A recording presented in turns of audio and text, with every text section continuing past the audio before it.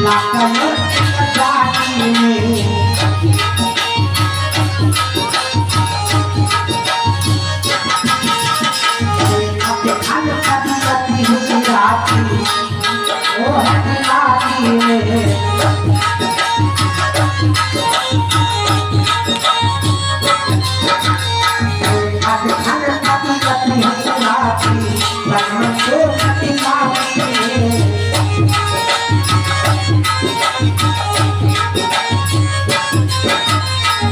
आज पेड़ बनकर के पेड़ की डाली में लटका हुआ माली हस्तिनापुर से चल पड़ा। जिस समय बगीचे में आया निगाह जब माली की पड़ गई, निगाह जब माली की पड़ गई, तैयारी कर गए डाली की तो सुनमा डाली कर तैयार ले गयो राजा के दरबार तो गयो घोर हाथ में हंस के लगे जियात प्यारो आयो आप चलो बताओ।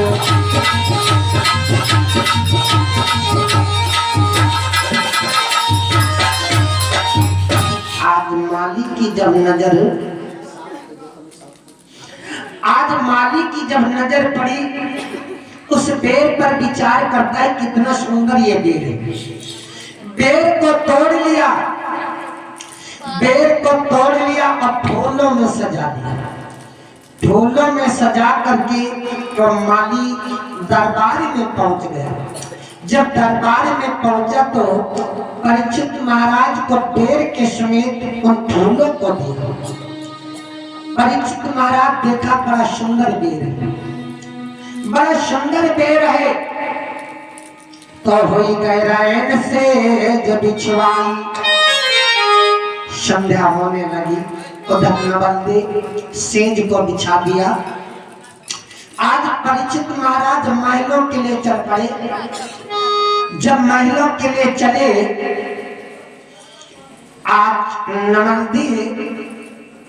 को उस बेर को दे दिया, बेर को दे दिया। नमस्ते देखा, समझ गई है तो मेरा वीरन आया है, मेरा भैया आया है। उस बेर को जमीन पर रख दिया और हाथों को जोड़ लिया।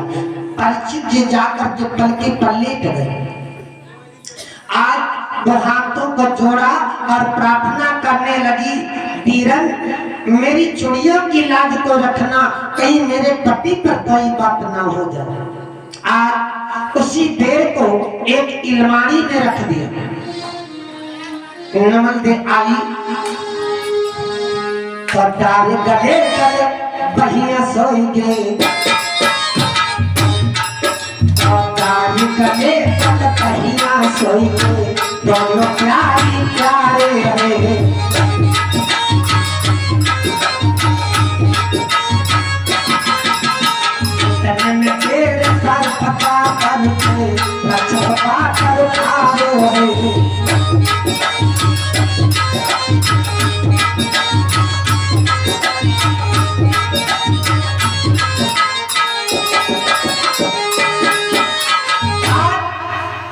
जब नमस्ते परीक्षित महाराज सोने लगे, आप वही पेड़ सर्प बन गया। पलका की चारों ओर घूम रहा है, पलका के चारों ओर घूम रहा था। नवलती ने करवट लिया, केस खुल गए। पलका के नीचे जब केस लटकने लगे, सर्प ने देख लिया। लटकी रही जो लपटे पकड़ चढ़ गए, दोनों का घुसकायो, तुम्हारी आंखों पे कसो न पाए। पिता का पैर समझ लियो खाओ, तो तुम्हारे में कभी पिता शीश निहारो।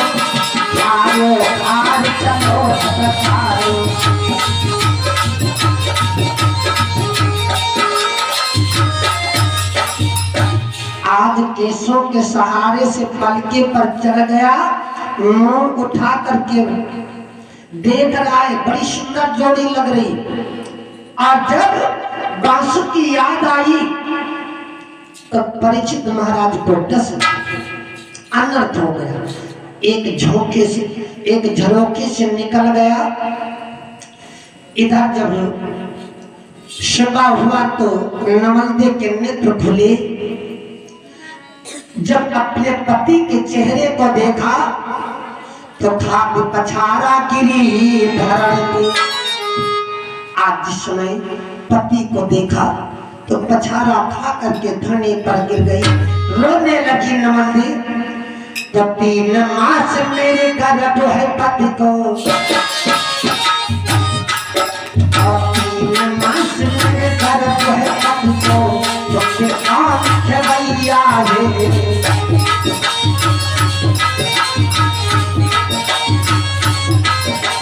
गंगा घर का फूल मरवायो, मेरा भैया है।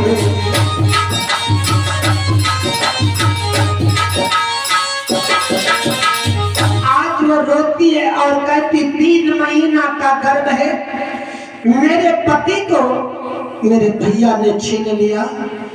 करी दियो पुरुष की ही मेहमान, ये कहे करे लगी नवन तेरो, या आग कहा मैं पामो कोई।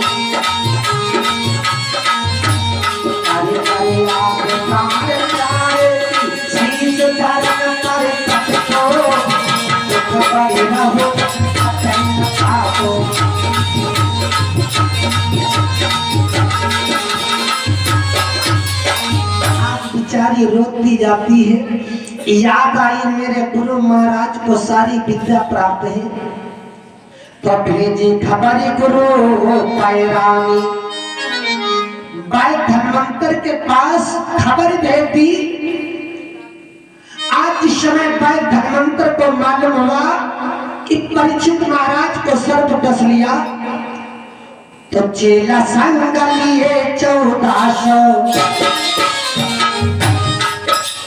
चेला संग लिए 1400, धन्वंतर भायो है।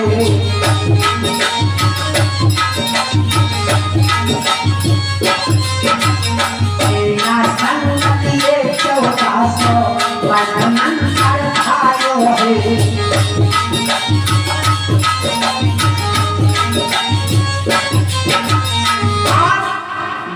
धन्वंतर भागते हुए आ रहे। अभी नगर के बाहर वो तक्षक घूम रहा था। भाई धन्वंतर को आते हुए देखा तो अपना भेष बदल लिया, अपना भेष ब्राह्मण का धारण कर लिया। तो मस्तक चंदन तिलक है, लिए कमंडल हाथ, गात जने मो डाल कर, अब कहीं कपट की। आज वो संत ब्राह्मण बन के धन्वंतर के आगे पहुंच गया और कहा गुरुदेव कहाँ को चल दिए? कहा तुम्हें नहीं मालूम है परीक्षित महाराज को सर्प डस लिया है, उन्हें मैं जीवित करने जा रहा हूँ। खुश बहुत होगी आपके अब टाइम हम 2 रुपया देते परमेश्वर दादा। अरे परमेश्वर दादा सुबह सब दे देते, हम का देती जब तो हमारे मन लागत जाए, जब सब दे देते।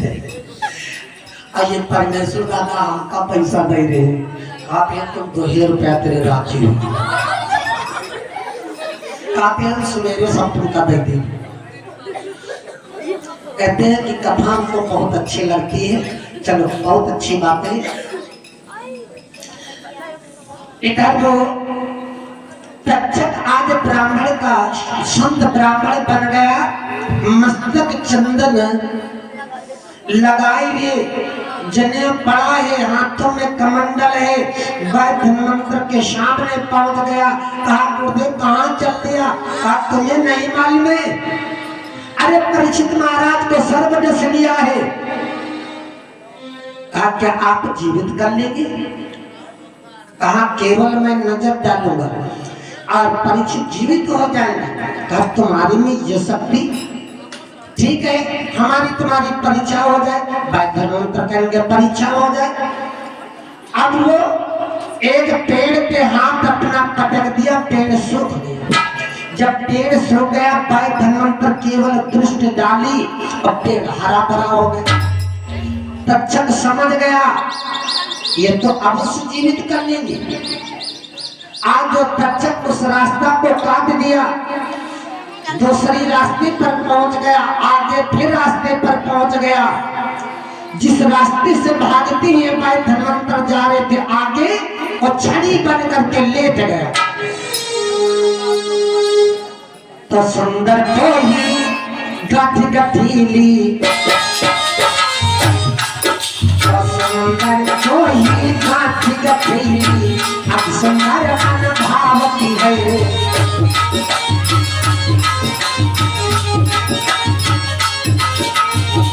कभी खन कभी अपी हुई राती, हर घरन पर सोहाती है।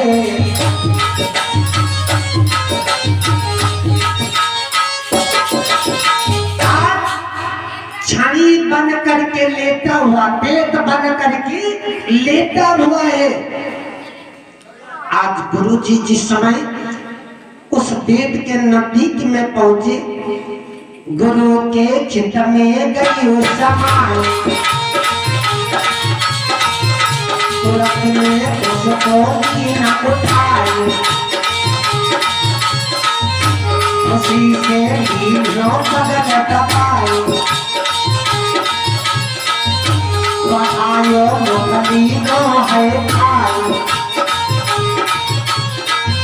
सकात के नाम मुरझाई, यो धर्म मुरझाई, हरि हरि क्रोध चला सब पाई।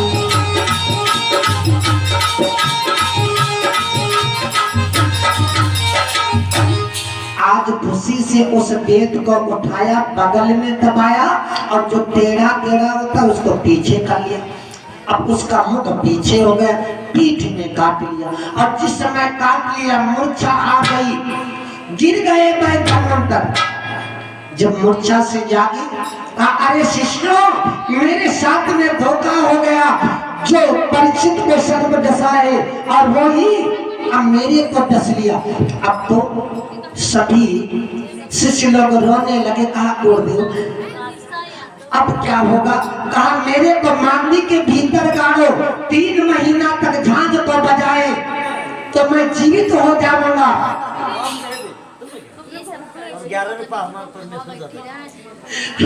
11 मुद्रा परमेश्वर दादा के तरफ से भगवान के चरणों में दान अर्पण है। परमात्मा सदैव मंगल में बना रखे। अब भाई धर्मांतर कहने लगे ऐसे मैं जीवित नहीं होगा। तो गाढ़ा मोही मान के भीतर, गाढ़ा मोही मान के भीतर तुम्हारी बजवाओगी।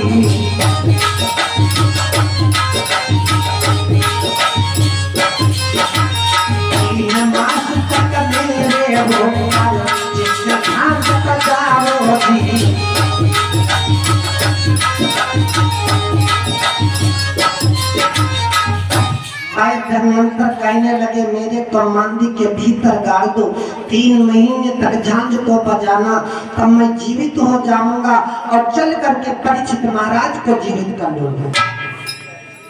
आज शिष्यों ने गाड़ दे गुरु को मांझी मारो, प्रजानी सबके लगने ठान, करी छल फिर तक्षक में आए, कहियो जीवन से समझाए, सब किसके कही मान को पति गुरु की दास सरासी, हरि हरि क्रोध चला बदताई।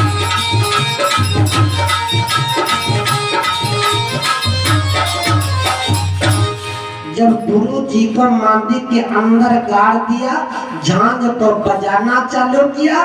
तक्षक अभी वहीं पर घूम रहा था। डॉक्टर का वेश बना करके आया, कहा आप लोग झांझ क्यों बजा रहे? कहा मेरे गुरु महाराज को सर्प डस लिया है, 3 महीने तक झांझ को बजाऊंगा तो मेरे गुरु महाराज जीवित हो जाएंगे। आप तुम्हें शर्म नहीं आ रही? अरे देखो मांदी के भीतर से कितनी बदबू आ रही, अपने गुरु महाराज को खो दी। तो मानी सीख सबई चेलन ने आज गुरु महाराज को खोदना चालू किया। जब खोदना चालू किया, खुर खुर की आवाज सुनी। कहा अरे शिष्यों, मेरे साथ में धोखा हुआ, आपके साथ में धोखा हो गया, अब मैं नहीं जीवित हो पाऊंगा। तो शिष्य लोग रोने लगे। कहा गुरुदेव तो परिचित कैसे जीवित होंगे? कहा सुनो, आप एक काम करो, क्या अब मेरे शरीर को काटो, मेरे मांस को 3 हड्डियों में भरो, मेरे मांस को पकाए, सभी लोग खाएंगे, सभी विद्याधारी हो जाएंगे। आज गुरु महाराज को काटना चालू किया तो काटो मांस चढ़ाई दही हड़िया। आज मांस को पकाना चालू किया। अभी तक्षक वहीं पर घूम रहा है। तो तक्षक फिर कपिल तुझ बन के,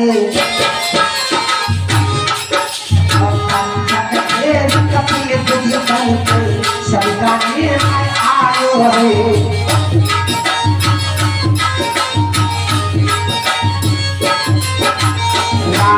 दुष्ट गुरु को किसने खायो है।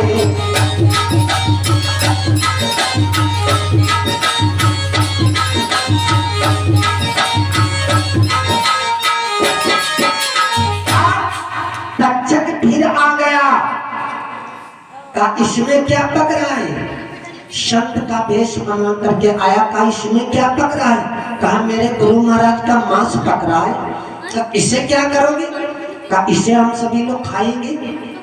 अब वो कहने लगा सुनो, चरण जिन तुझे शीस नवाए,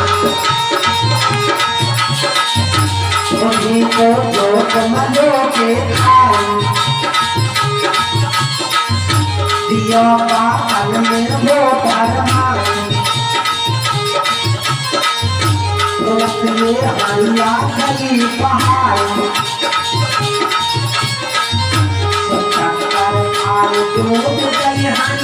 अच्छा के प्रति मनहानी, आयुकर को भी कथा बताऊं।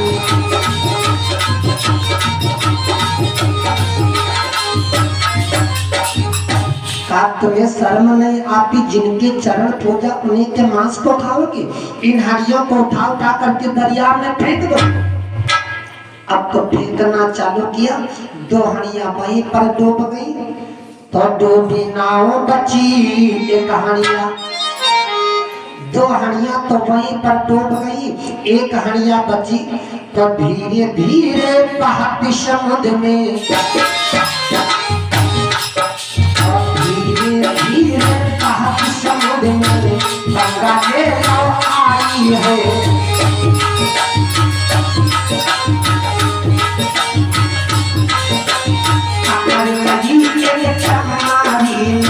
उसने खाई है।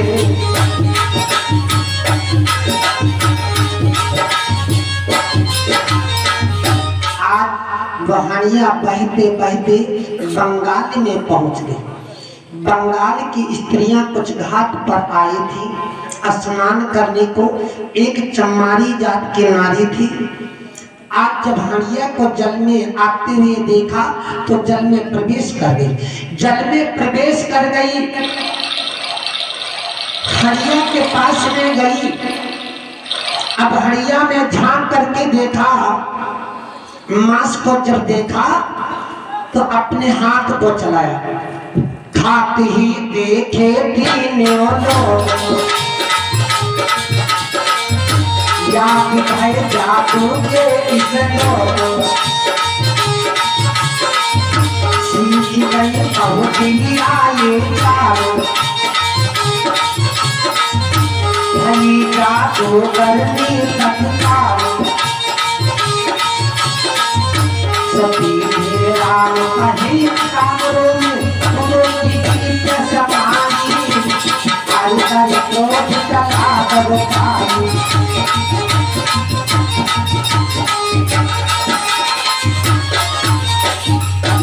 इधर चमारी जात के नारी ने जिस समय मांस को खाया तो खाते खाते तीनों लोग दिखाई पड़ने लगे। जादू के श्लोक याद हो गए। जितनी साथ में स्त्रियां थी सभी मांस को खाया, सभी विद्याधारी हो गई। आज भी देखे जो नौत लोग हैं तो पहले उसी का नाम लेते, क्या कहते? चमारी झू। अगर उसका नाम ना ले तो मंत्र नहीं चलेगा, क्योंकि पहले उसी के पास में मंत्र आया, जादू आई। टाइम बहुत महंगा है, कथा बहुत बड़ी है, हम हो गए थके और 12 बजे वाला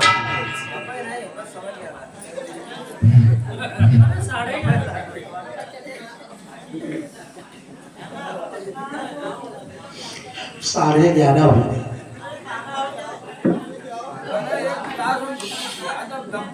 तो दूध लाए होते तो पे लेते तो बता नहीं।